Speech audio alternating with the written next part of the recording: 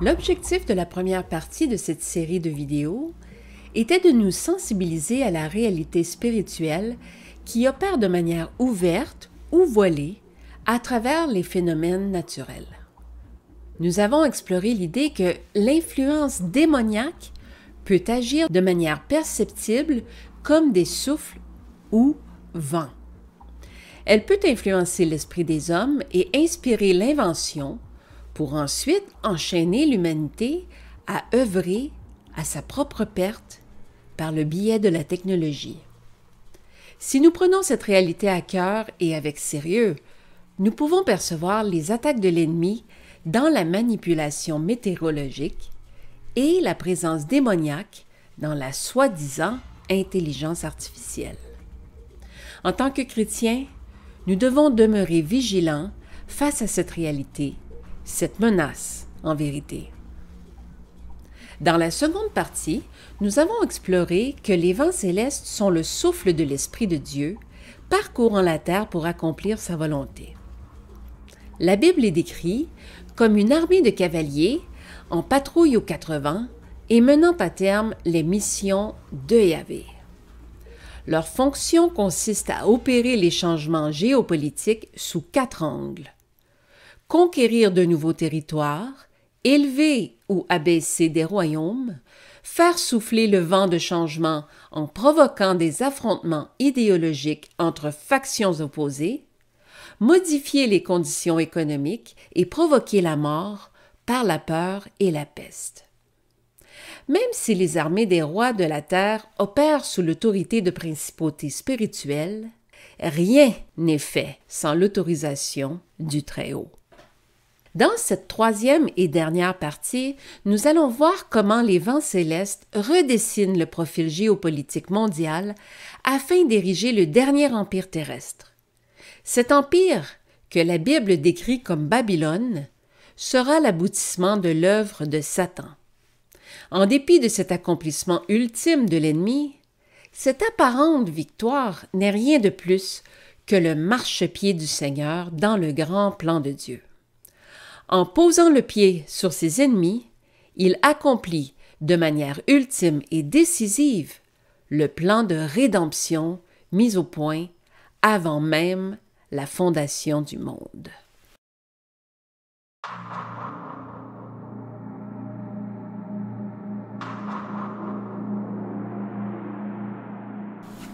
Lorsque Dieu a choisi d'assigner un genre à une ville, il a choisi le féminin. Une femme peut être juste, pure et vertueuse, ou elle peut être immorale, séductrice et destructrice. Il en est de même dans la Bible en ce qui concerne les villes. Par exemple, Jérusalem est associée à une femme juste et fidèle, tandis que Babylone est comparée à une prostituée, une séductrice menant à la perdition. Le nom Jérusalem signifie « ville du Dieu de paix », tandis que Babylone signifie « confusion », en référence à l'événement de la tour de Babel où Dieu a confondu les langues. Elle tire aussi son nom de l'assyrien Bab-Ilou, qui signifie « porte ou portail de Dieu », avec un D minuscule. L'idée est que Babylone est la forteresse des idoles. L'idolâtrie est ce que la Bible nomme prostitution. Après l'épisode de la tour de Babel, Yahvé a dispersé les nations et en a divisé les langues. Bien que nous connaissions tous l'histoire de la tour de Babel, ce qui manque souvent à la pleine compréhension, c'est l'attribution des dieux aux nations et les nations à ces dieux. Veille sur ton âme de peur que, levant tes yeux vers le ciel et voyant le soleil, la lune et les étoiles, toute l'armée des cieux, tu ne sois entraîné à te prosterner en leur présence et à leur rendre un culte. Ce sont des choses que l'Éternel, ton Dieu, a données en partage à tous les peuples sous le ciel tout entier. Mais vous, l'Éternel vous a pris et vous a fait sortir de la fournaise de fer de l'Égypte, afin que vous fussiez un peuple qui lui appartint en propre, comme vous l'êtes aujourd'hui. Deutéronome 4, 19 et 20. Dans ces versets, l'armée des cieux Les Elohim, en hébreu, désignent les dieux ayant été attribués aux nations. Alors que Dieu a pris Israël pour lui, il a abandonné les autres nations. Israël est la portion de Yahvé, et le fait de livrer les nations aux dieux était un jugement. Ce qui se passe ensuite dans l'histoire biblique, c'est que Dieu dit « C'est bon, nous en avons fini, vous et moi. Vous ne pouvez pas mettre en place votre propre système religieux. Vous construire une ziggourate en offrant des sacrifices aux dieux et espérer en retour que je vienne à vous pour vous donner ce que vous voulez. Vous faites exactement le contraire de ce que je vous ai dit de faire. Je vous ai donné le mandat de répandre le dominion édénique sur toute la terre et de le répandre en mon nom. Vous êtes ici pour redémarrer Éden. Et vous n'avez pas l'air de comprendre. Voyons si vous allez comprendre ceci. Je me retire et je n'aurai plus de relation avec vous. Je vais vous livrer à ces dieux inférieurs de l'armée céleste et m'en aller. Mais je vais appeler cet homme, Abraham et sa femme, le faire sortir de Babylone afin d'élever à travers eux un nouvel Adam, une nouvelle humanité, un nouveau peuple pour moi-même. Parce que c'est pour ça que j'ai commencé l'Éden, pour me créer une famille humaine. Ainsi, dès le commencement, la Bible est le récit d'une adversité sur le plan spirituel qui est reflétée dans une rivalité entre deux villes, deux forteresses, deux clans ou familles. Lorsque nous lisons Apocalypse 17 et 18 et cette description au sujet du jugement de Babylone, toutes les nations sont incluses dans l'adultère spirituel. Et cette liste de richesses, de marchandises et de trafics qui ont l'air disparates et sans aucune relation les unes avec les autres, ont tout en commun l'allégeance à d'autres dieux plutôt qu'à Yahvé. Elles révèlent l'idolâtrie ou la rébellion des nations. Le psaume 82 décrit que Dieu est en colère contre les dieux et attribue l'injustice du monde aux dieux des nations, l'injustice sociale, économique, politique et le chaos que les dieux ont semé dans les nations. Dieu se tient dans l'assemblée céleste et il juge au milieu des dieux. Jusqu'à quand jugerez-vous avec iniquité et aurez-vous égard à la personne des méchants? Rendez justice aux faibles et à l'orphelin. Faites droit aux malheureux et aux pauvres. Sauvez le misérable et l'indigent. Délivrez-les de la main des méchants. Ils n'ont ni savoir ni intelligence. Ils marchent dans les ténèbres. Tous les fondements de la terre sont ébranlés. J'avais dit, vous êtes des dieux. Vous êtes tous des fils du Très-Haut. Cependant, vous mourrez comme des hommes. Vous tomberez comme un prince quelconque. Lève-toi, ô Dieu, juge la terre, car toutes les nations t'appartiennent. Psaume 82. Ce psaume apporte une réponse à ceux qui demandent encore pourquoi Dieu laisse-t-il faire l'injustice. Babylone est le résultat de la rébellion du monde contre Yahvé. Elle s'érige en opposition à Jérusalem, ville de paix appartenant à Dieu, le territoire où il a choisi d'établir son adresse terrestre.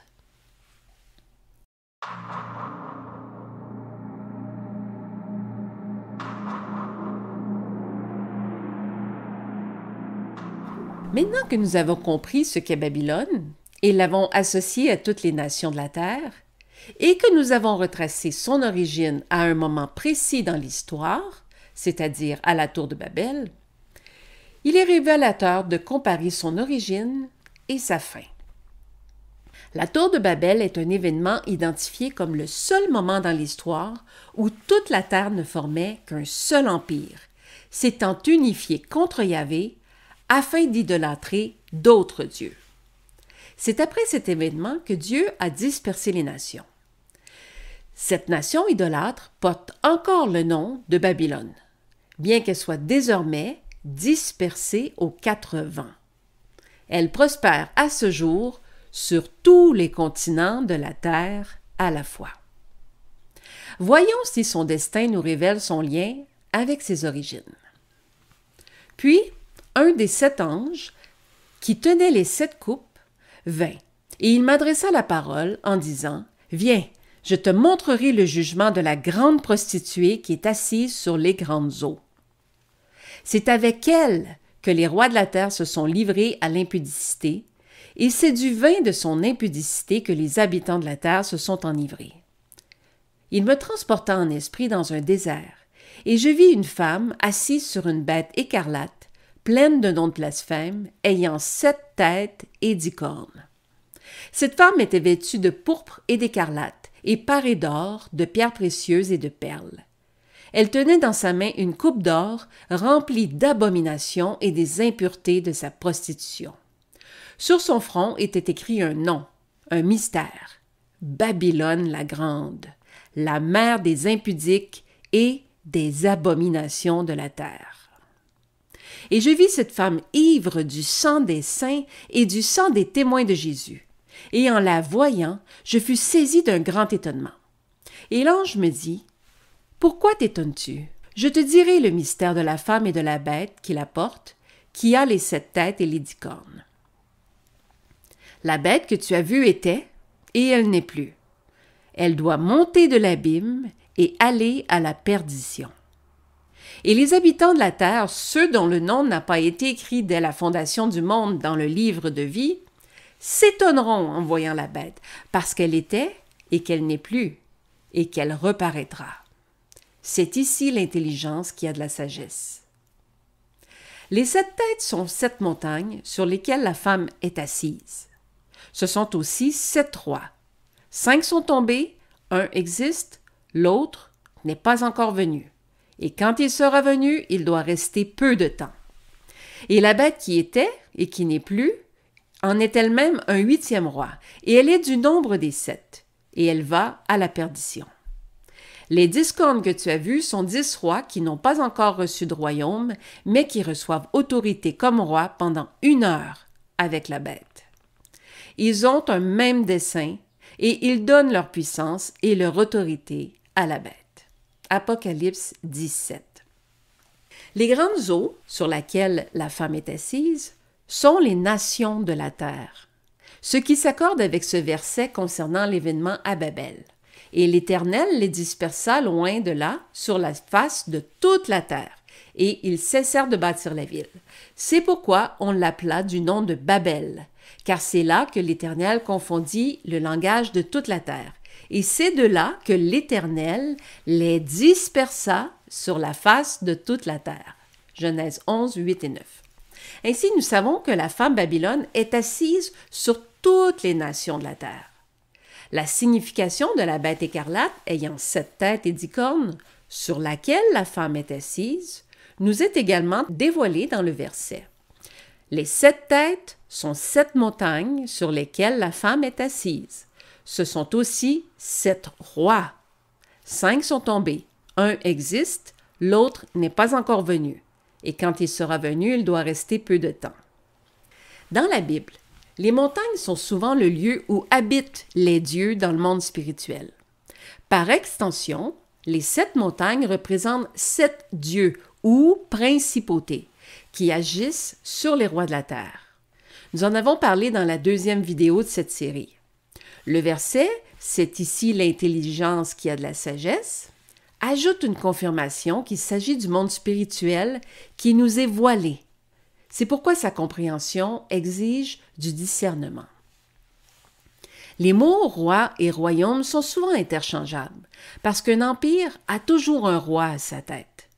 Ainsi, ce qu'il faut discerner, c'est que les 7 rois sont des principautés spirituelles, mais aussi des royaumes ou empires à la tête desquels il y a des rois humains ou cornes. Et nous décelons cela dans un verset du livre d'Ézéchiel au sujet du roi de Tyr. Fils de l'homme, prononce une complainte sur le roi de Tyr. Tu étais en Éden, le jardin de Dieu. Tu étais un chérubin protecteur, aux ailes déployées. Je t'avais placé et tu étais sur la sainte montagne de Dieu. Dans ce verset, il est clair que le roi de Tyr est une principauté spirituelle puisqu'il vit en Éden et qu'il est un chérubin. mais il est aussi nommé en tant que roi de Tyr. Or, le roi de Tyr n'a jamais été un chérubin sur terre. Il a par contre été un roi humain, cruel et violent, sous l'emprise d'une principauté. Une fois que ça c'est bien compris, il est beaucoup plus facile de superposer le monde spirituel et terrestre lorsqu'il est question d'autorité, de gouvernement, d'empire, et de comprendre également que lorsque la Bible parle d'une bête, elle inclut dans ce titre ces trois éléments à la fois. Nous allons y revenir. Dans l'histoire de la Bible, il y a eu 7 grands empires. L'Égypte, l'Assyrie, Babylone, la Médo-Perse, le grec, Rome et l'Antéchrist. Au moment où Jean écrit le livre de l'Apocalypse, les 5 premiers sont tombés, soit l'Égypte, l'Assyrie, la Babylone, le Médo-Perse et le grec. Un existe, c'est l'Empire romain qui était en force à l'époque de Jean, et un n'est pas encore venu, qui ne doit rester que peu de temps. Ce dernier indice confirme qu'il s'agit bien de l'Empire de l'Antéchrist. Ensuite, une information au sujet du dernier roi, de la principauté et de l'Empire est fournie dans le verset suivant. La bête que tu as vue était, et elle n'est plus. Elle doit monter de l'abîme et aller à la perdition. La bête, telle que désignée dans ce verset, fait référence à l'Antéchrist lui-même, qui sera vraisemblablement un homme sous l'autorité d'une principauté et à son empire. Les 3 composantes, principauté, roi et empire, sont inclus dans la bête. Et comme dans les 6 autres empires, ils sont interreliés.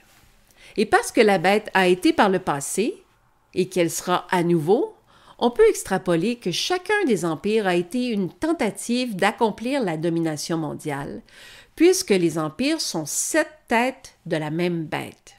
Et comment savons-nous que la bête est liée à l'Antéchrist? Grâce à ce verset. Et la bête qui était et qui n'est plus est elle-même un 8e roi, et elle est du nombre des 7. Elle doit monter de l'abîme et aller à la perdition. La bête qui était et qui va reparaître est identifiable parce qu'elle montera de l'abîme lorsqu'elle paraîtra. Le verset d'Apocalypse, chapitre 9 au verset 11, nous indique de qui il s'agit. Elles avaient sur elles comme roi l'ange de l'abîme, nommé en hébreu Abaddon et en grec Apollyon ou Apollon en français.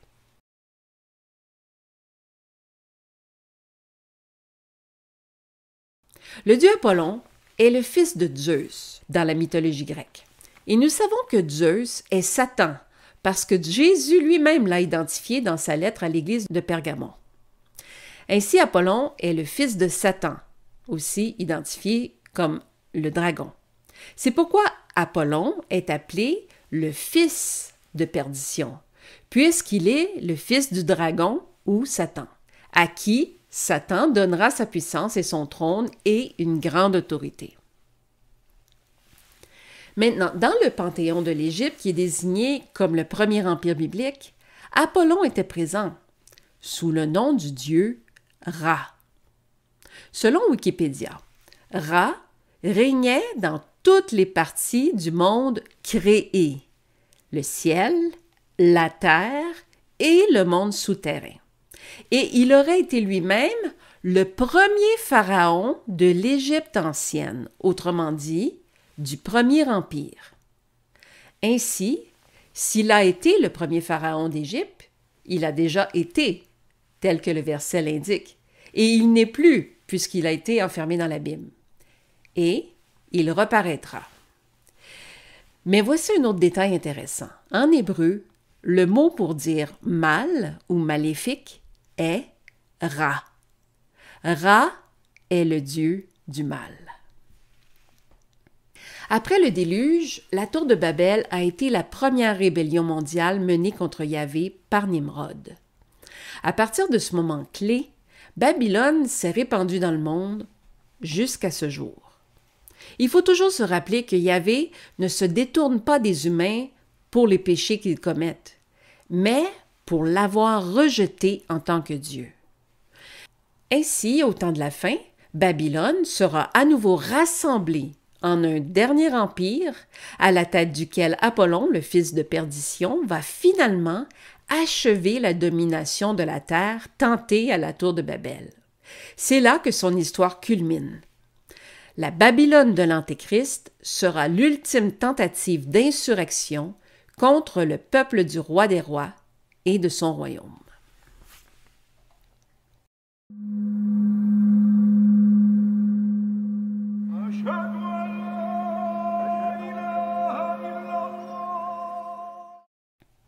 Dans la seconde vidéo, j'ai mentionné que le conflit qui oppose Israël à ses voisins immédiats, qui est détaillé dans le psaume 83, est en grande partie lié à l'adversité avec le peuple édomite, c'est-à-dire les descendants d'Ésaü, présumés frères jumeaux de Jacob et ennemis jurés du peuple juif, issus de la lignée de Jacob.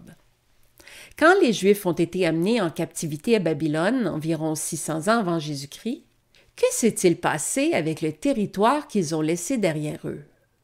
Les Édomites s'y sont établis. La terre promise était plus prospère et plus productive que la terre d'Édom, principalement constituée de montagnes et de déserts peu fertiles. Il existait aussi un lien familial parce qu'Ésaü était censé être le frère de Jacob. Parce que le pays était évacué en raison de la déportation des Juifs, les Édomites ont traversé leurs frontières et établi un royaume appelé Idumée sur la terre d'Israël. Il existe encore quelques cartes anciennes qui montrent le pays d'Idumée. Mais voici quelque chose que la plupart des gens ne savent pas. Lorsque les Juifs sont retournés dans leur pays, les Iduméens ont été forcés de fuir ou de se convertir au judaïsme sous peine de mort. Nous connaissons tous très bien le fait que les Juifs ont été impitoyablement forcés de devenir chrétiens sous l'Inquisition. Ce genre de procédure abusive ne produit jamais rien de bon. Mais la plupart d'entre nous ne réalisent pas que les Juifs ont fait subir la même chose. Ils ont forcé les Édomites, ou Éduméens, à devenir Juifs. Certains se sont convertis, mais ils ne sont pas vraiment Juifs. Ils font semblant d'être Juifs.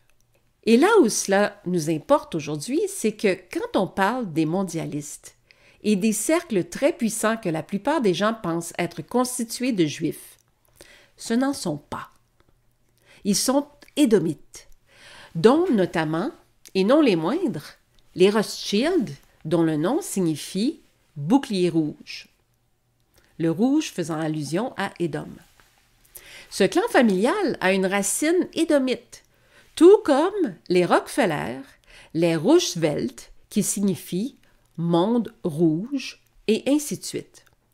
Et ceux qui ont joué un rôle très important dans la création de l'État d'Israël après la Seconde Guerre mondiale, ceux qu'on appelle aussi parfois sionistes, sont en partie les Rothschild. C'est en partie de là que provient cette immense confusion entre les sionistes édomites et les juifs sionistes. Il existe des nuances très importantes ici et beaucoup plus complexes qu'il n'y paraît.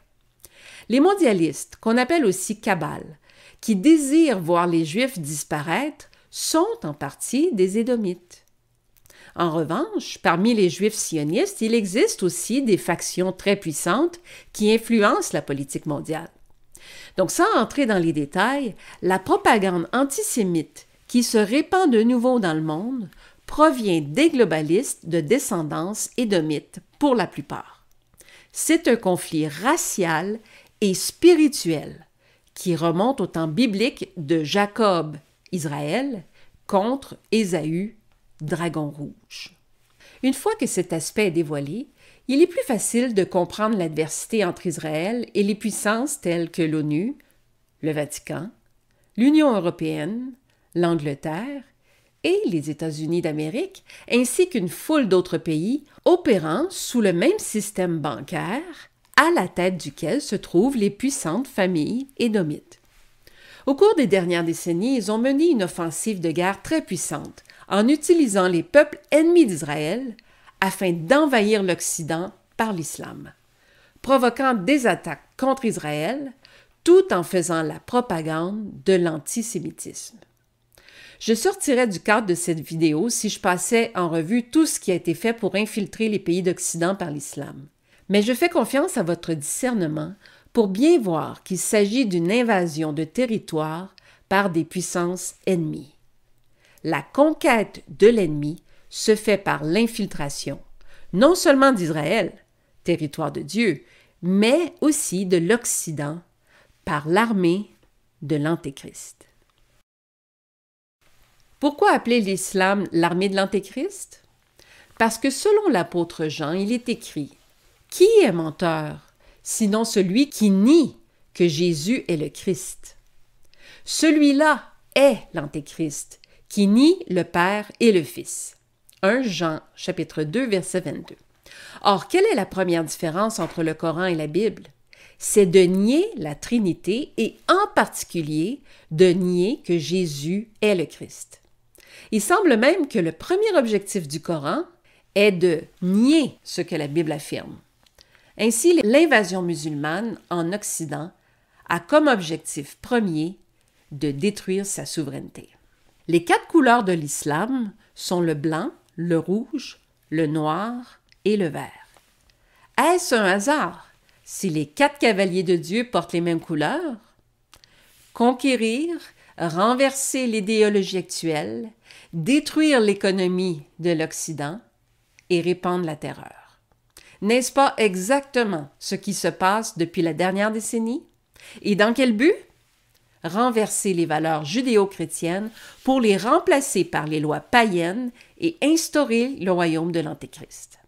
L'islam n'est pas le but, c'est l'instrument.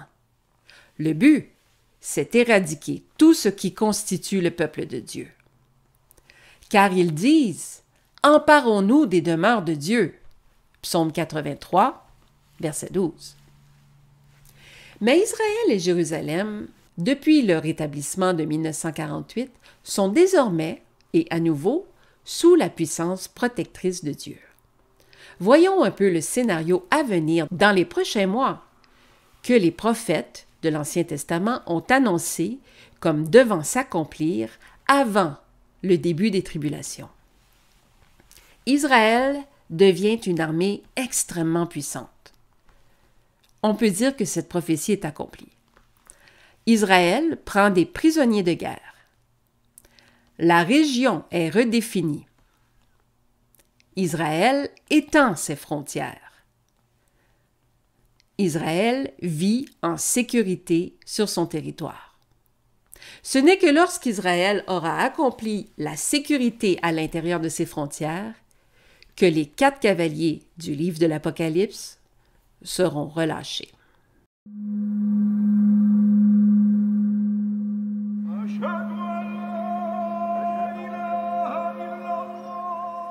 Les 4 cavaliers seront lâchés lorsque les tribulations vont commencer. Pas avant. La Bible est claire à ce sujet, plaçant les 4 cavaliers dans l'ordre avec les 4 premiers sceaux. 2 éléments importants sont souvent négligés lorsqu'on interprète le temps des tribulations. La première, cette période est nommée les troubles de Jacob parce qu'elle concerne d'abord et avant tout Israël. Il est donc essentiel de comprendre que le point focal des événements et par extension de l'interprétation des prophéties doit être centré sur Israël. Et la deuxième chose, c'est que la période de tribulation est constituée de 2 périodes de 3 ans et demi. Cet aspect est important et il y a une raison pour ça. Les 2 périodes comportent des différences significatives. La première partie de 3 ans et demi sera marquée par la guerre et par une alliance entre Israël et le faux Messie, c'est-à-dire l'Antéchrist. La seconde partie est marquée par le jugement de Dieu sur Babylone ou l'empire de l'Antéchrist. Donc, l'arrivée en scène de l'Antéchrist, elle, fera entièrement l'objet d'une autre vidéo. Je n'ai pas le temps aujourd'hui d'adresser cet énorme sujet. L'Église ayant été retirée de la terre lors de l'enlèvement, Dieu ramènera son attention sur son peuple élu. C'est ce que ceux qui croient que l'Église a remplacé Israël ne reconnaissent pas. Pourtant, Israël a été le peuple choisi au temps de Babylone, et Dieu a fait une alliance irrévocable avec lui.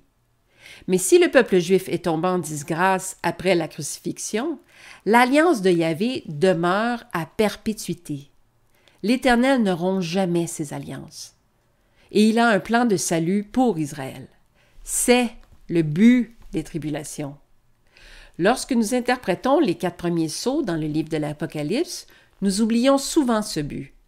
Et nous avons tendance à adopter un point de vue trop occidental. Ainsi, les cavaliers ont pour mission de rassembler son peuple en Israël. Quand je les ramènerai d'entre les peuples, quand je les rassemblerai du pays de leurs ennemis, je serai sanctifié par eux aux yeux de beaucoup de nations, et ils sauront que je suis l'Éternel leur Dieu, qui les avait amenés captifs parmi les nations, et qui les rassemble dans leur pays. Je ne laisserai chez elles aucun d'eux. Ézéchiel 39, 27 à 28. En revanche, avant que les cavaliers soient relâchés, un contexte mondial allait être orchestré. C'est ce que la Bible appelle les douleurs de l'enfantement. Avant de conquérir un territoire et d'envoyer une armée pour la conquête, il était prévu et annoncé dans les prophéties que certains changements s'opéreraient. C'est là que le plan de l'ennemi jouait son rôle. Une tactique souvent utilisée par l'ennemi est d'opérer un changement idéologique afin d'introduire le socialisme ou socialisme-communisme, parce que cette idéologie est en opposition avec les traditions bibliques. Elle s'attaque aux dons que Dieu a offerts à l'humanité, la propriété privée et la famille. Le concept de propriété privée est biblique. C'est pourquoi il est dit que tu ne voleras pas dans les 10 commandements. Le concept de liberté personnelle a toujours été lié aux droits de propriété.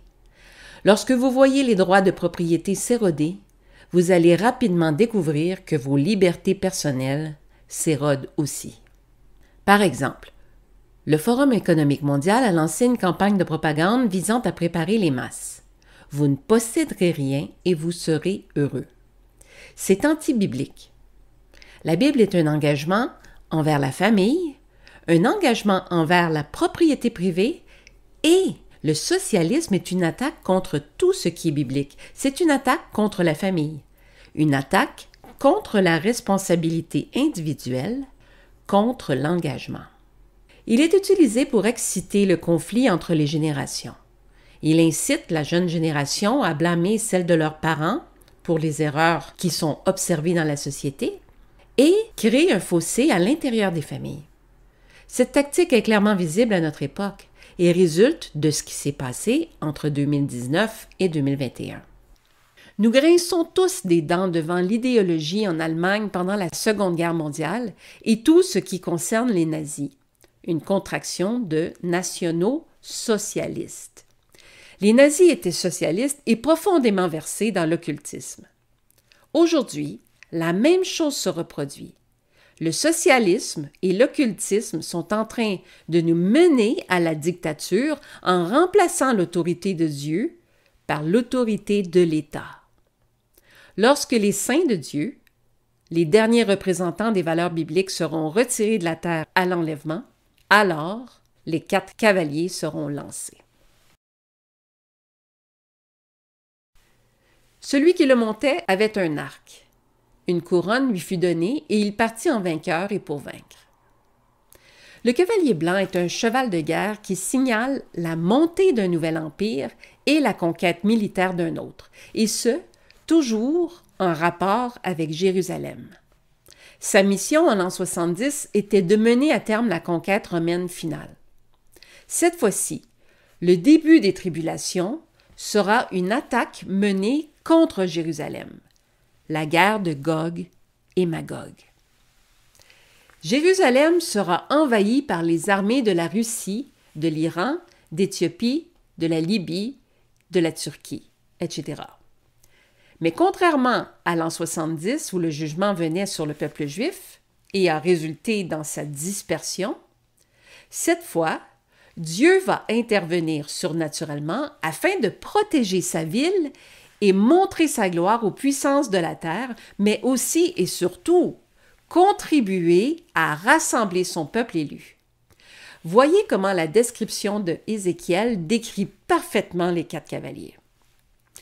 Après bien des jours, tu seras à leur tête. On parle de Gog ici. Dans la suite des années, tu marcheras contre le pays dont les habitants, échappés à l'épée, auront été rassemblés d'entre plusieurs peuples sur les montagnes d'Israël, longtemps désertes. Retirés du milieu des peuples, ils seront tous en sécurité dans leur demeure. Quand Israël aura neutralisé ses ennemis limitrophes, ce qui sera l'accomplissement du psaume 83, et se sentira en sécurité dans son territoire, alors une ruine soudaine les surprendra. 1 Thessaloniciens 5.3. Cette guerre surviendra soudainement et deviendra nucléaire. Les écrits du prophète Ézéchiel sont clairs à ce sujet. Ce sera sur le territoire d'Israël.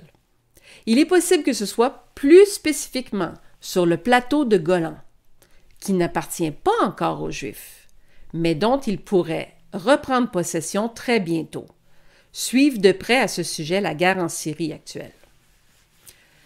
Ézéchiel nous dit « Tu tomberas sur les montagnes d'Israël, toi et toutes tes troupes. J'irai faire du butin et me livrer au pillage, porter la main sur des ruines maintenant habitées, sur un peuple recueilli du milieu des nations, ayant des troupeaux et des propriétés, et occupant les lieux élevés du pays. » La guerre de Gog et Magog va entraîner une guerre mondiale. J'enverrai le feu dans Magog et parmi ceux qui habitent en sécurité les îles, et ils sauront que je suis l'Éternel. Les îles dans la Bible font référence au continent. C'est donc le contexte dans lequel l'empire de l'Antéchrist va s'élever à l'échelle planétaire.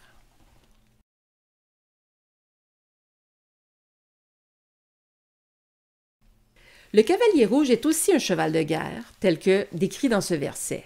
Celui qui le montait reçut le pouvoir d'enlever la paix de la terre, afin que les hommes s'égorgeassent les uns les autres, et une grande épée lui fut donnée.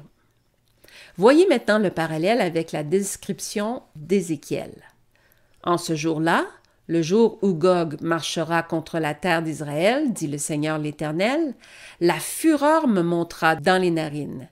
Je le déclare, dans ma jalousie et dans le feu de ma colère, en ce jour-là, il y aura un grand tumulte dans le pays d'Israël. J'appellerai l'épée contre lui sur toutes mes montagnes, dit le Seigneur l'Éternel. L'épée de chacun se tournera contre son frère.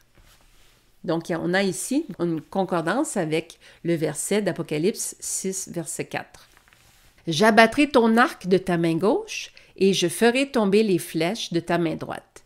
Ézéchiel 39, 3, qui a un lien aussi avec le cavalier blanc qui avait un arc. Donc, Apocalypse 6, 2. Alors les habitants des villes d'Israël sortiront, ils brûleront et livreront aux flammes les armes, les petits et les grands boucliers, les arcs et les flèches, les pics et les lances. Ils en feront du feu pendant 7 ans. Donc, les 7 ans de tribulation. Ils parcourront le pays, et quand l'un d'eux verra les ossements d'un homme, il mettra près de là un signe, jusqu'à ce que les fossoyeurs l'enterrent dans la vallée de la multitude de Gog. Ce qui est décrit ici, ça correspond exactement au protocole de gestion de la radioactivité. Il y aura aussi une ville appelée Amona. C'est ainsi qu'on purifiera le pays. Ézéchiel 39, versets 9 et 15 et 16. Ainsi, le cavalier rouge du livre de l'Apocalypse est un symbole de guerre, une guerre nucléaire, au Moyen-Orient et ailleurs dans le monde.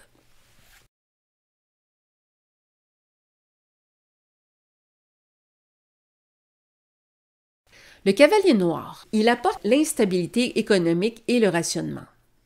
Celui qui le montait tenait une balance dans sa main, et j'entendis au milieu des 4 êtres vivants une voix qui disait « Une mesure de blé pour un denier et 3 mesures d'orge pour un denier, mais ne fais point de mal à l'huile et au vin. » Apocalypse 6, verset 6.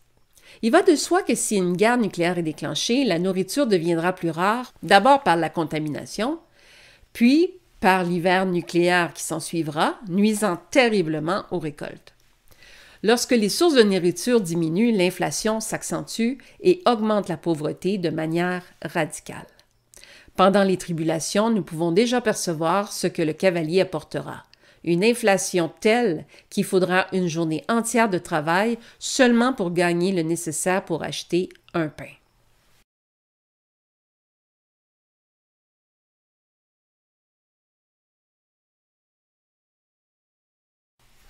Finalement, le cavalier vert est celui qui amène la terreur et la mort. Celui qui le montait se nommait la mort et le séjour des morts l'accompagnait. Le pouvoir lui fut donné sur le quart de la terre pour faire périr les hommes par l'épée, par la famine, par la mortalité et par les bêtes sauvages de la terre.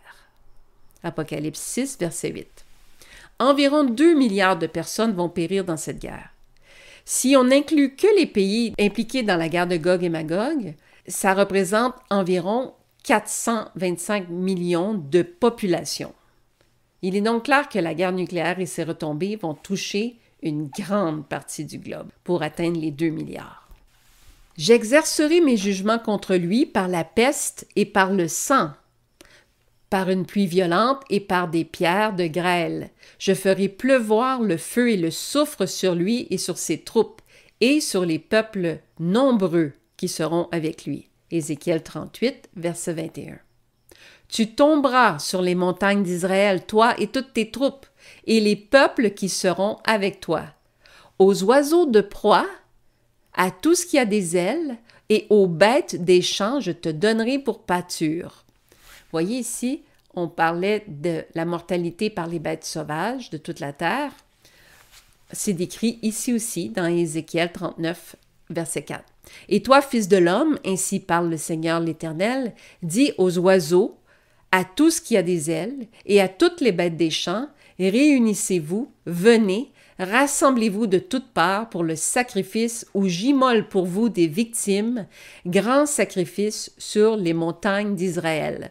Vous mangerez de la chair et vous boirez du sang. Ézéchiel 39, verset 17.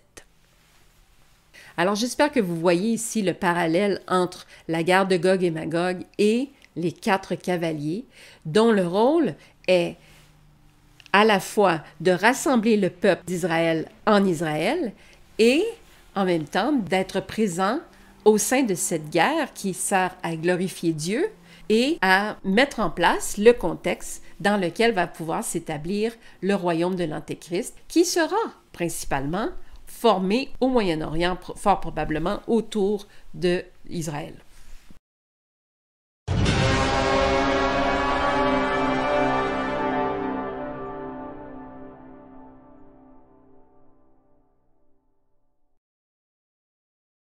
Selon le regretté Michael Heiser, théologien et spécialiste du grec et de l'hébreu ancien, il n'existe pas dans la Bible de bataille qui se déroulera dans la vallée de Megiddo, ce qu'on appelle couramment la bataille d'Armageddon.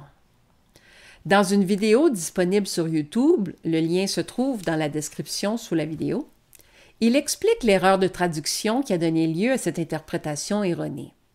Le mot Armageddon est constitué de 2 mots hébreux, Ar, qui signifie montagne, et Moed, qui fait référence à la montagne de Dieu, c'est-à-dire le mont des Oliviers à Jérusalem.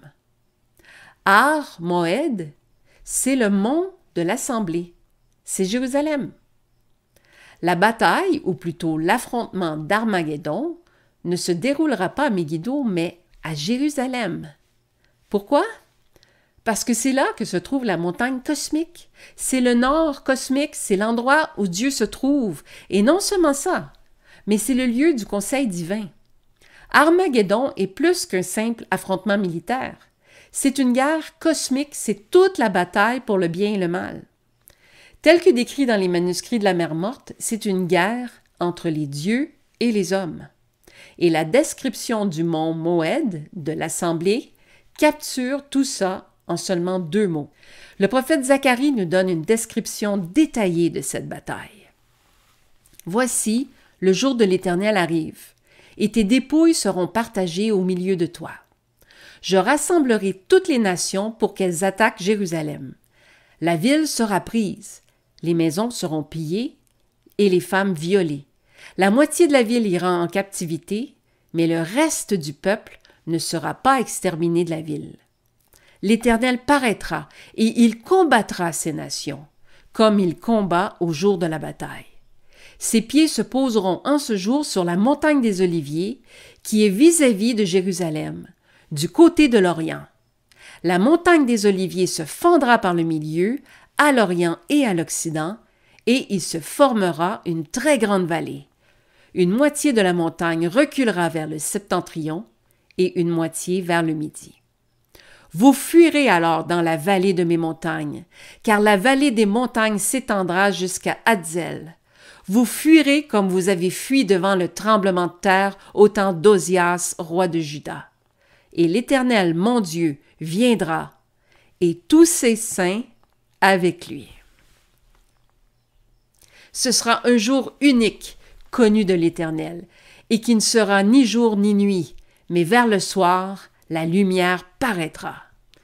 En ce jour-là, des eaux vives sortiront de Jérusalem et couleront moitié vers la mer orientale, moitié vers la mer occidentale. Il en sera ainsi été et hiver. Zacharie 14, versets 1 à 8. Cette bataille fait partie intégrante du jour du Seigneur, du jugement des dieux et de la reconquête de la terre. La terre sera nettoyée du chaos Babylone. Elle sera aussi préparée pour être un espace sacré pour le vrai Dieu et roi. Elle doit être purifiée en vue de la réoccupation du roi dans un nouvel Éden, avec sa propre famille et son conseil reconstitué, retournant à l'Éden. Donc, nous devons faire attention à la toile de fond théologique. Ultimement, il s'agit de la réponse au psaume 82, où Dieu reprochait aux dieux leur injustice. Et c'est maintenant le temps de la rétribution, afin que les dieux obtiennent ce qu'ils méritent. La bête obtient ce qu'elle mérite. C'est l'anéantissement du chaos, de la rébellion dans sa totalité, parce que cette fois-ci, lorsque le Seigneur reviendra au chapitre 19 du livre de l'Apocalypse, il va instaurer le nouvel Éden et il sera mondial.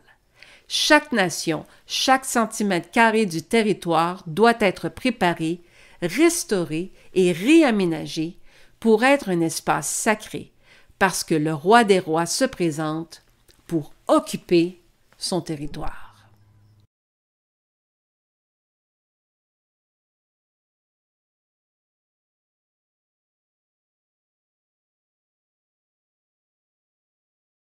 C'est ainsi que se termine cette série en 3 parties, La guerre spirituelle cachée à la vue de tous, dont l'objectif était de sensibiliser les chrétiens au monde spirituel qui opère dans notre monde et à affiner notre perception des phénomènes visibles qui cachent des actions invisibles du domaine spirituel.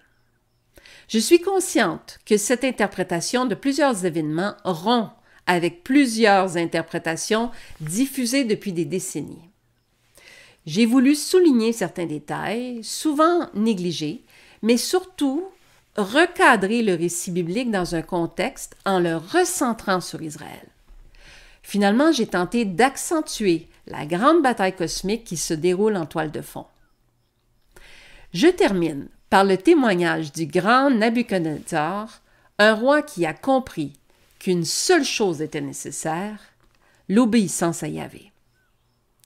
Après le temps marqué, moi, Nabuchodonosor, je levai les yeux vers le ciel et la raison me revint. Je bénis le Très-Haut, j'ai loué et glorifié celui qui vit éternellement, celui dont la domination est une domination éternelle et dont le règne subsiste de génération en génération. Tous les habitants de la terre ne sont à ses yeux que néant. Il agit comme il lui plaît, avec l'armée des cieux et avec les habitants de la terre, et il n'y a personne qui résiste à sa main et qui lui dise « Que fais-tu » En ce temps, la raison me revint. La gloire de mon royaume, ma magnificence et ma splendeur me furent rendues. Mes conseillers et mes grands me redemandèrent. Je fus rétabli dans mon royaume et ma puissance ne fit que s'accroître. Maintenant, moi, Nabuchodonosor, je loue, j'exalte et je glorifie le roi des cieux, dont toutes les œuvres sont vraies et les voies justes, et qui peut abaisser ceux qui marchent avec orgueil. La sagesse acquise du grand roi de Babylone est celle que nous devons acquérir aussi. Et à chacun de ceux qui se tourneront vers le Seigneur éternel, Yahvé, il rendra aussi sa magnificence et sa splendeur. Nous serons établis comme prêtres et rois selon l'ordre de Melchizedek, afin de co-régner en Éden avec notre Seigneur Jésus-Christ. Louons, exaltons et glorifions le roi des cieux, dont le règne subsiste de génération en génération. Amen.